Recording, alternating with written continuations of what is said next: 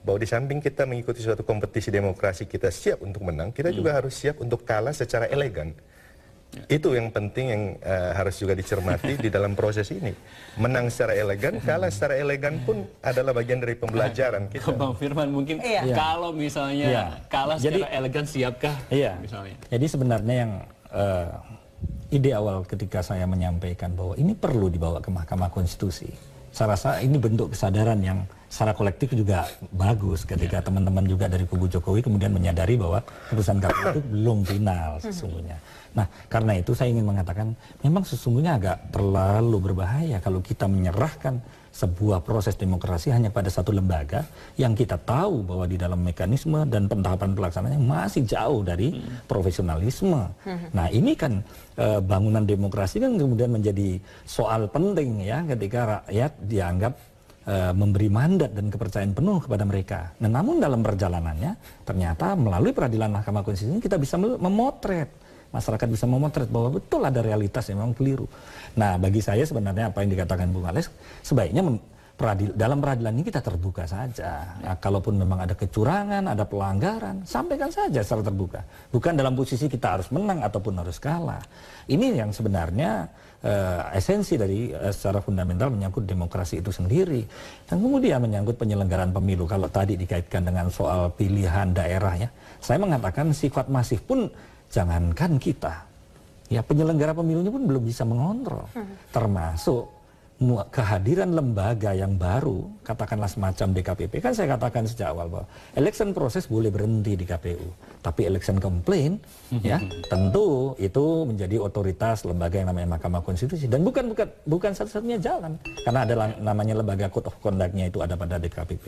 Ini menunjukkan bahwa kualitas demokrasi bukan saja ditentukan pada aspek proseduralnya, tapi substansinya, perilakunya, penyelenggaraan, semua harus dimintai pertanggungjawaban kepada publik. Mas Firman, katanya ada rencana untuk melaporkan ke PT UN, ke Pengadilan Negeri, ke Kepolisian, ke DPR, DPRD, sampai katanya ingin menggagalkan pengunduran diri Jokowi sebagai Gubernur DKI Jakarta. Itu bagaimana?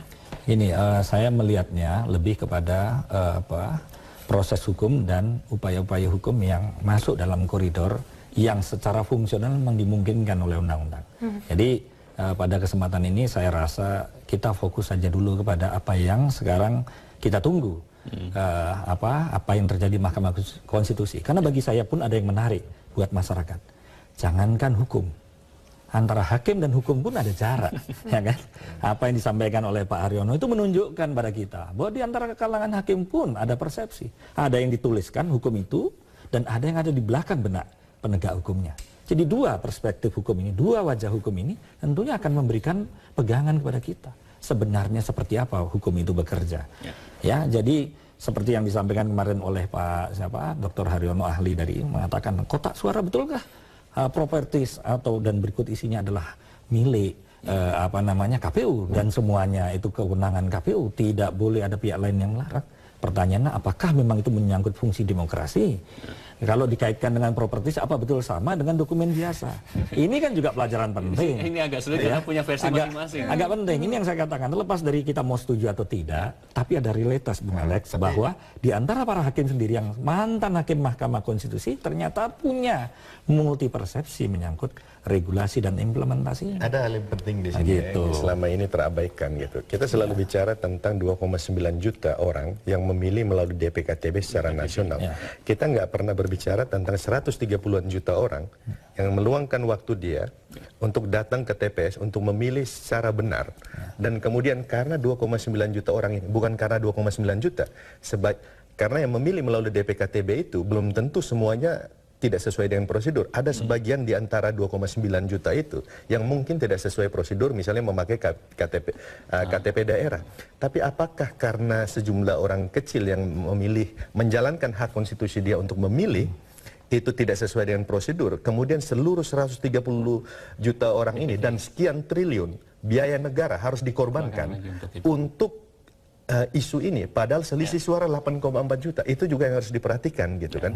Karena DPKTB ini Kalau pilkada itu mungkin Anda memobilisasi orang dari daerah lain, misalnya pilkada di DKI, Anda bawa orang dari di Jawa Barat dengan KTP palsu untuk mencoblos di sana.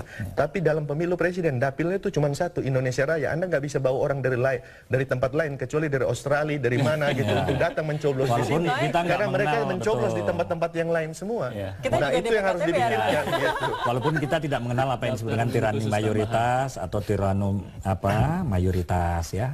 Sebenarnya lebih kepada persoalan, saya katakan lagi sekali lagi, esensi demokrasi kan bukan pada besaran atau kalau jumlah besar tapi dilakukan atau didapat dengan cara yang melanggar hukum, ya tentu ada aspek hukum yang memang perlu ditegakkan di sini. Sekali lagi saya katakan, kalau memang berkaitan dengan penilaian secara yuridis menyangkut, kita sudah menyaksikan bersama logika 700 perkara dalam sengketa pilkada pileg legislatif ya, itu menunjukkan bukan angka yang kecil dan ada problem yang sangat serius kan. Jadi, dengan penyelenggaraan bisa dibilang Mas Burhan ini sekaligus mengkritisi kinerja KPU selama ini. Oh iya tentu. Masa kita memberikan mandat begitu saja atau cek kosong kepada mereka dan mengatakan pekerjaan mereka sudah beres. Selama 2 bulan ini para pemohon ini berhasil membalikan logika publik gitu. Karena mereka Koalisi Merah Putih ini didukung oleh 75% anggota DPR, didukung oleh 70-80% kepala daerah, gubernur maupun kepala daerah tingkat 2, dan mereka yang orang yang harusnya diduga kalau ada terjadi pelanggaran pemilu itu yang melakukan secara terstruktur, sistematis dan masif. Tetapi tiba-tiba mereka mengatakan bahwa KPU bekerja sama dengan kita shock gitu ketika mendengarkan itu. Ini logikanya diputar seperti apa gitu. Tapi kita harus jeda dulu. Kita minum dulu, Walaupun Pak Alex ini sering juga sama-sama saya dalam Komite Independen Pemantauan Pemilu. Jadi kadang-kadang pada sisi lain kita perlu melihat aspek yang kita akan jeda, kita akan lanjutkan setelah jeda berikut. Tetaplah bersama kami di Wanchat. MK pada tanggal 21 Agustus mendatang. Sekarang ke Mas Firman. Mas Firman, sebagai pertimbangan dari keputusan Majelis Hakim MK dalam mengambil keputusan nanti adalah mendengarkan keterangan saksi dan juga bukti-bukti. Tapi dari persidangan selama ini yang kita saksikan di TV, di media, banyak saksi yang ketika dicecar oleh hakim, ditanyakan detailnya oleh hakim, mereka tidak bisa menjawab. Kenapa saksi-saksi seperti ini yang justru mungkin merugikan dari pihak Prabowo Hatta? Ya, saya jelaskan dalam konteks profesi ya.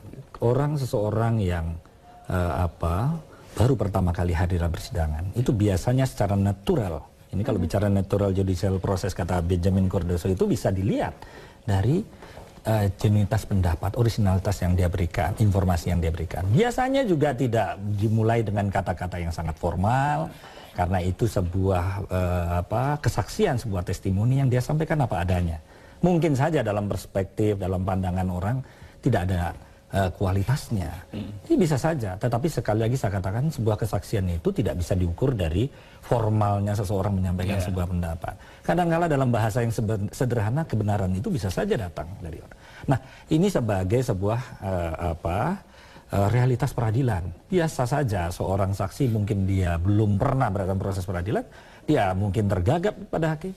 Tetapi ada yang menarik secara gestur kalau dalam pengamatan sebagian media, orang yang menyampaikan kebenaran itu tentu bisa saja membuat refleksi peradilan itu menjadi berbeda. Ya, hakim bisa yang dari agak tegang ya karena dia wakil Tuhan di muka bumi ya, agak menakutkan, tentu bisa menjadi sahabat yang baik dalam proses peradilan. Nah, ini sesuatu yang menurut saya wajar-wajar saja, apalagi para saksi yang kita datangkan memang dari jauh, gitu ya, saudara-saudara dari jauh. Tidak mungkin saya harus mengatakan dia meniru gaya bahasa saya atau Bung Alek, rasa-rasanya itu. Tapi sempatkah dari kubu hukum Prabowo Hatta menyeleksi mereka, karena kan jumlahnya ribuan. Sebenarnya bentuk kesaksian jadi adalah partisipatif, jadi dan insidental, karena waktu 3 kali 2 jam dan mereka tahu bahwa kita akan melakukan langkah hukum ke Mahkamah Konstitusi, ya secara natural saja mereka mengatakan ingin menjadi saksi.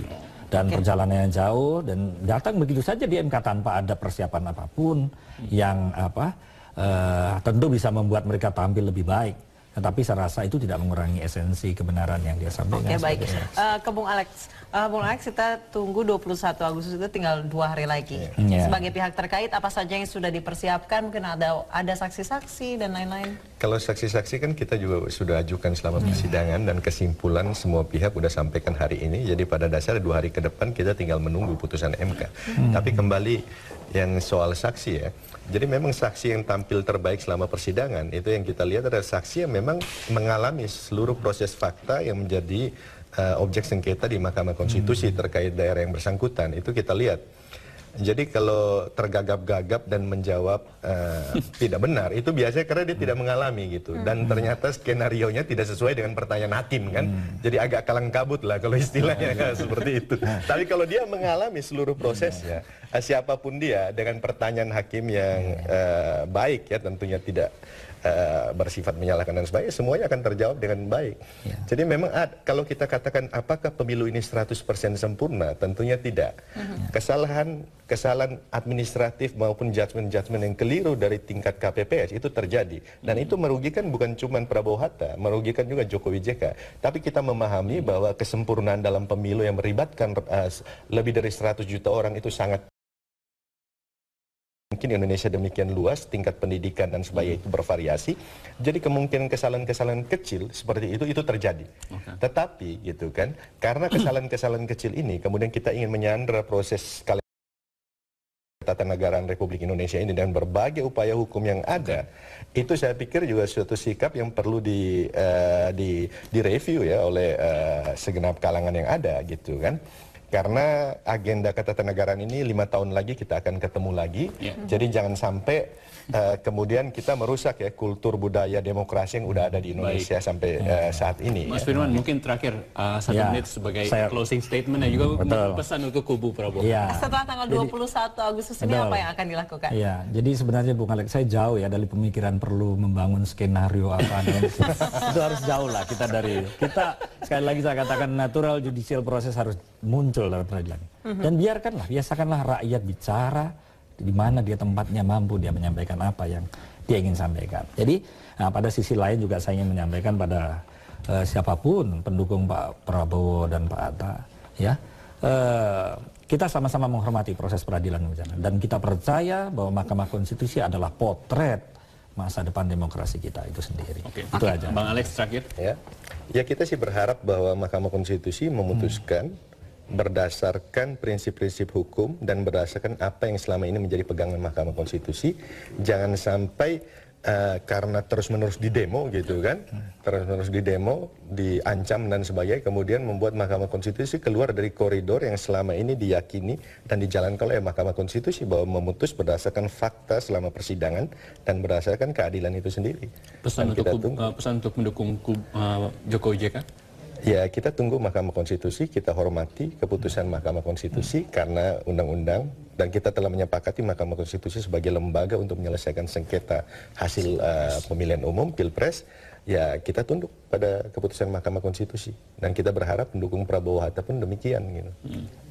Oke, kalau misalnya ke Mas Firman, mungkin bisa ada pesan untuk kubu Prabowo Hatta? Ya, saya kan profesional ya, jadi saya terbatas pada apa sikap profesi saya bahwa hormatilah proses peradilan siapapun itu, baik kubu kami maupun kubu Pak Jokowi JK, dan percayalah bahwa ruang demokrasi yang terbaik adalah melalui proses peradilan itu sendiri. Baik, jadi kedua kubu siap menang siap kalah ya. Kalau kayak gini kan enak ya. Iya, enak. Santai. Apa yang betul, apa yang kurang kopi aja kurang kopi. Di sini. Iya, mudah-mudahan Pak Alex bisa lebih rileks lah gitu. Baik, tapi terima kasih Mas Firman Wijaya dari kuasa hukum Prabowo Hatta, juga Mas Alexander Lai dari kuasa hukum Jokowi JK. Terima kasih atas waktunya. Nah, pemirsa, One Shot kami akan kembali lagi, tapi setelah ini ada Metro Sore, kami akan menyajikan berbagai informasi